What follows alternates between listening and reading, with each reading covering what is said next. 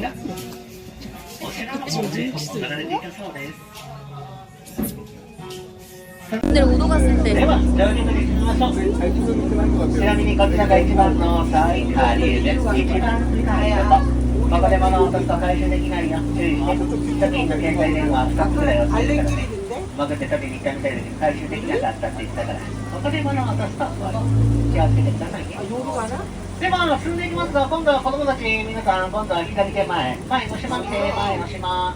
わかるあの島、パイナップルの苗が見えてる。どれだ？ 오리 子供たちわかる。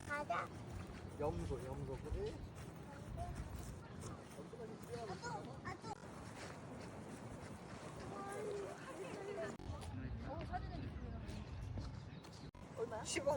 돈 당근.